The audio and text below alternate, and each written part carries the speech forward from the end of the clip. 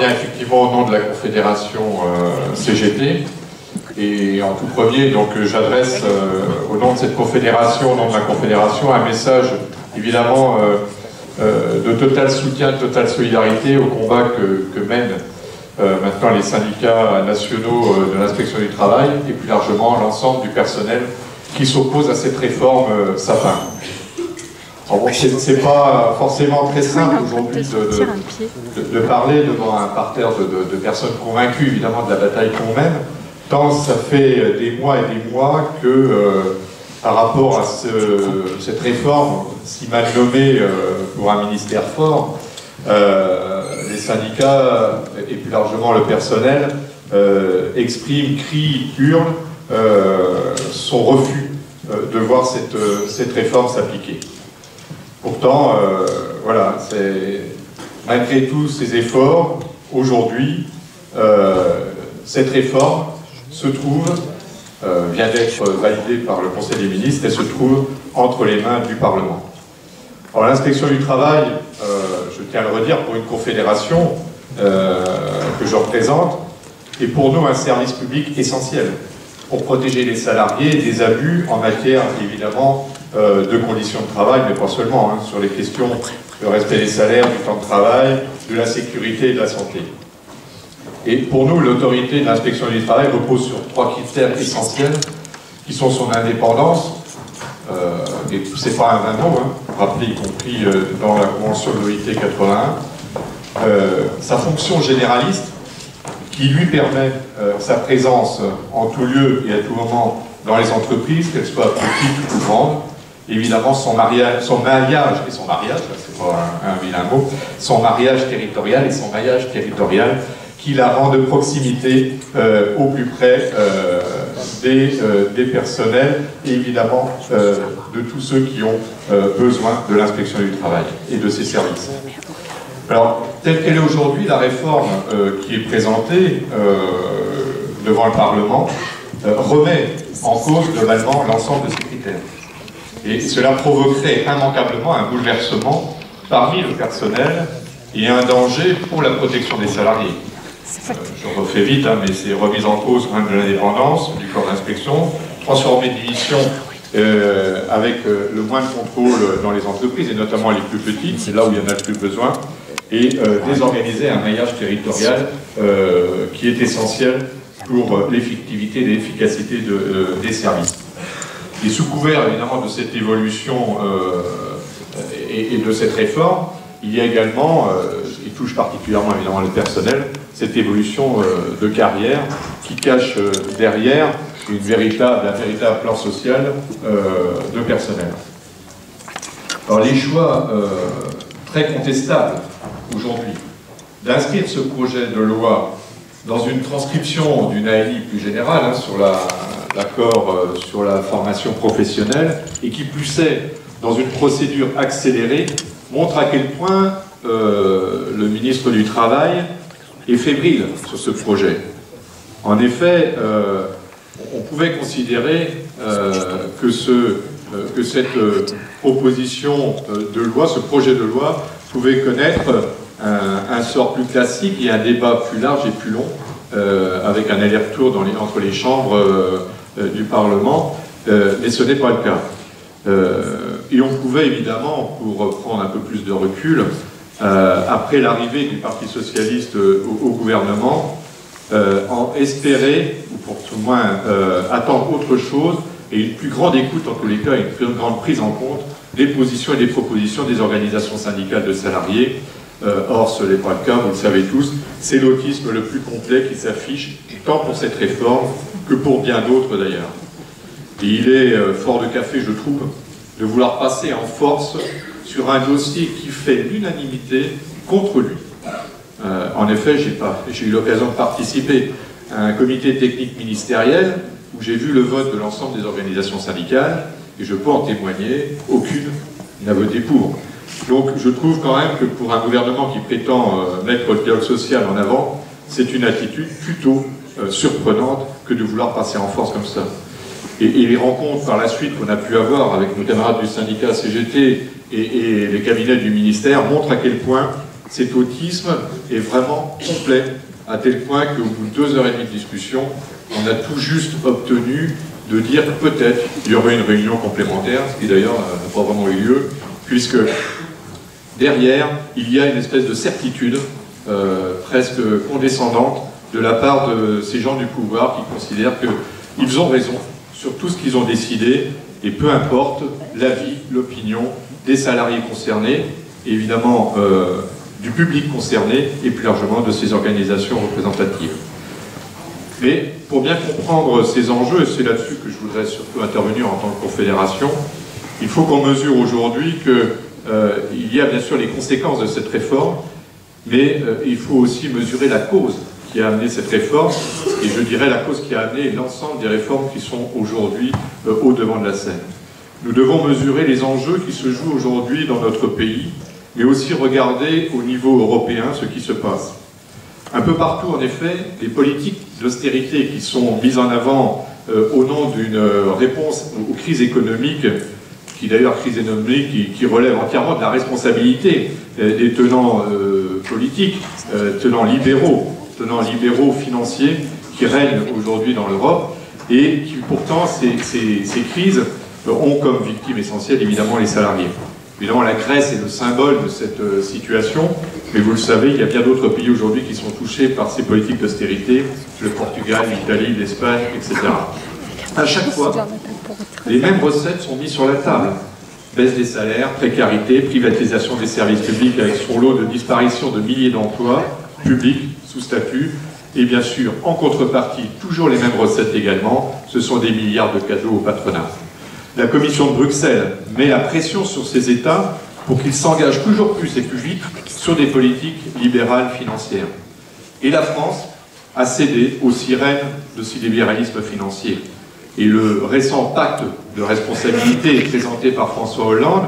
avec ses 50 milliards de cadeaux au patronat, est sans aucun doute un véritable signe et un véritable tournant de cette politique libérale dans notre pays. Pour que l'argent coule à flot dans les poches des actionnaires, il faut que les droits des salariés, dans ces cas-là, les droits protecteurs des salariés, fondent comme neige au soleil. Alors ce sont les droits de protection sociale qui sont touchés, avec évidemment les enjeux historiques autour de la sécurité sociale, autour du droit à la retraite. Tout cela est menacé d'une part en réduisant évidemment les couvertures sociales et l'accès au droit à la retraite, mais également en ouvrant ces marchés aux marchés financiers. C'est le droit à la protection juridique, avec l'entrave faite aux salariés individuellement et collectivement de pouvoir accéder à la justice pour obtenir réparation des préjudices subis. Ce sont les réformes engagées dans ce domaine qui portent à la fois sur une plus grande souplesse de la justice permettant au patron d'éviter le juge et une série de mesures affaiblissant la juridiction sociale, la rendant inaccessible aux salariés. Et enfin, c'est la protection des salariés dans l'entreprise avec cette réforme qui vous touche, qui touche les services de contrôle de l'inspection du travail. L'objectif, là encore, est de permettre aux patrons de bénéficier d'une plus grande liberté pour exploiter les salariés, notamment là où ceux-ci sont les moins organisés, les plus vulnérables, notamment dans les petites et très petites entreprises. Pour en avoir débattu au sein de la Confédération européenne des syndicats, avec certains homologues syndicats, je peux vous dire que partout, les services de contrôle des inspections du travail, quelle que soit leur forme d'organisation, sont remis en cause dans ces pays, que ce soit la Grèce, l'Espagne, l'Italie ou ailleurs, et partout, c'est avec le même objectif, moins de contrôle, moins de contraintes, moins de contrôle et plus de souplesse pour les employeurs. Pour bien prendre la mesure de cette cohérence, il faut voir que chaque négociation interprofessionnelle qui se déroule aujourd'hui, puis les lois qui en découlent, contiennent en elles un peu de ces trois réformes et de ces trois mesures, de ces trois mises en cause des grandes protections des salariés. Et pour ne citer qu'un exemple, je prendrai l'ANI du 11 janvier 2013 qui a été transformée par la loi du 14 juin. Dedans, vous retrouvez les questions de la protection sociale avec l'ouverture du marché des retraites complémentaires à l'ensemble du privé, la protection judiciaire avec l'évitement du juge, barème de conciliation, délai de prescription, etc. Évidemment, la protection du travail avec l'éloignement de la possibilité de contrôle des inspecteurs du travail, notamment sur les plans sociaux. Donc on voit bien que l'ensemble de ces protections des salariés qui sont attaquées ne sont pas attaquées que globalement, elles le sont aussi concrètement mesure par mesure, projet de loi par projet de loi, réforme par réforme. Et la réforme de l'inspection du travail impacte plusieurs, évidemment, de ces niveaux-là, puisque, évidemment, par rapport au contrôle et la possibilité de contrôle aujourd'hui, mais également, elle touche aussi par rapport au fait que l'évitement du juge, ne serait-ce que pour les amendes administratives. Si les amendes administratives demain s'appliquaient, les syndicats ne pourraient plus se porter partie intervenante, comme c'est le cas aujourd'hui pour les PV. Donc on voit bien que tout est réfléchi pour entraver l'activité individuelle et collective des salariés de leur organisation syndicale. Alors face à ces attaques des droits fondamentaux des salariés, bien sûr, la mobilisation syndicale existe, les actions se multiplient. Et un peu partout, on a vu, y compris évidemment les multiples actions que vous avez menées, mais également sur tous les domaines, que ce soit sur des domaines d'entreprise ou plus généralement interprofessionnels. Et là, on retrouve une répression syndicale sans précédent dans notre pays, qui s'applique avec une volonté de criminaliser l'action syndicale et la rendre impopulaire, alors avec évidemment deux objectifs. D'une part, effrayer les militants qui oseraient encore lever le petit doigt, et d'autre part, discréditer le mouvement syndical et donc taire son discours et son argumentation vis-à-vis des réformes employées. Alors bien sûr, certains d'entre vous ont entendu parler des camarades de Roanne, des 5 de Roanne, mais également plus récemment les camarades de Villefranche qui étaient accusés d'avoir distribué des tracts sans demander d'autorisation. Quel drame! Où on va? Tout ça a un objectif, évidemment, de taire l'action syndicale, de taire la contestation et de rester entre gens bien pensants, ce qu'ils appellent le dialogue social apaisé. Ça, il est très apaisé, il est même complètement soporifique, à tel point qu'on pourrait évidemment considérer que tout ce qui va se passer demain, c'est forcément bien s'il n'y a pas de contestation, et s'il y a de la contestation, c'est forcément qu'on n'a rien compris. Vous avez avec Peugeot, Goodyear, Maury et compagnie, une démonstration de ce dialogue de sourds relayé largement, malheureusement, dans les médias. Bon, évidemment, on ne porte pas de bonnet rouge, donc ça change tout, mais moi je suis plus fier de porter un drapeau rouge que de porter un bonnet rouge. Alors, dans ce contexte extrêmement tendu, des rapports de force sociaux, nous pouvons quand même nous féliciter que parfois, et heureusement, l'action qu'on mène, elle paye. Alors on a amené des batailles, parfois pas toujours très visibles, comme celle qu'on a menée contre la taxe des 35 €. On a fini par obtenir quand même son annulation. Et ça, c'est important pour les millions de salariés et les plus précaires, justement, qui n'osaient plus aller en référé pour obtenir un simple certificat parce qu'il fallait payer 35 €. D'ailleurs, à titre d'exemple, à Paris, au Conseil de prud'homme, les camarades nous ont dit que les référés étaient remontés depuis le 1er janvier très très fort, parce qu'évidemment, ça ouvrait de nouvelles perspectives. Et puis une bagarre plus récente, et qui continue évidemment, qui n'est pas finie, c'est celle de la réforme de l'élection prud'homale, où le gouvernement vient donc de reporter ce débat au Parlement après les élections municipales. Alors évidemment, ils ne renoncent pas à leur réforme, mais c'est une première victoire pour nous d'avoir fait reculer ce gouvernement sur la suppression des élections prud'homales. Et je pense que plus globalement, il faut qu'on mesure aujourd'hui, dans la phase où vous êtes, où on est, que la bataille qui va s'engager est une bataille à la fois publique, à la fois interprofessionnelle, mais également une bataille d'opinion. Et je pense que la bataille d'opinion qu'on a à mener aujourd'hui, c'est pour toucher par ricochet, et directement évidemment, l'ensemble des parlementaires qui, eux, sont non seulement sensibles à l'opinion, mais qui sont faits par l'opinion, puisque leur mandat dépend directement de l'opinion que portent leurs électeurs sur eux. Et je pense que dans la période où justement on va s'ouvrir un certain nombre d'élections nationales et européennes, il est important de faire monter cette pression, et je crois que ce qui a fait reculer d'ailleurs le gouvernement sur les élections prud'homales, c'est cette pression,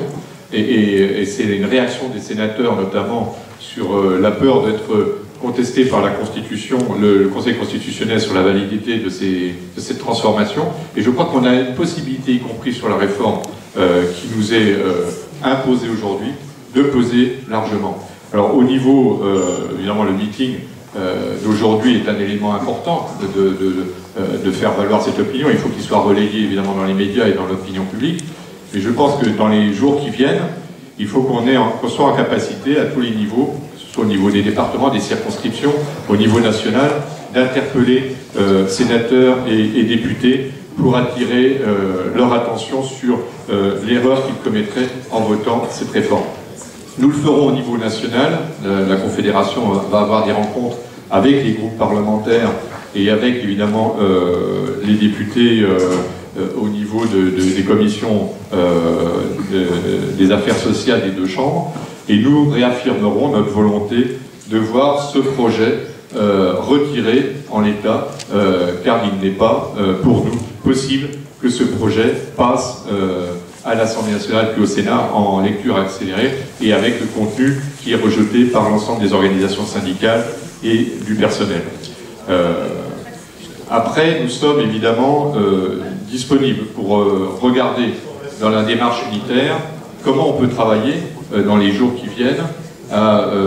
coordonner des actions unitaires, des expressions unitaires et des démarches unitaires de façon à donner l'idée très forte que ce projet n'est pas rejeté par une organisation syndicale qui contesterait tout et qui ne signerait jamais rien. Vous savez de qui je parle. Mais il s'agit bien d'une opinion majoritaire, aussi bien à l'intérieur du personnel que du côté des salariés, que de voir cette réforme rejetée.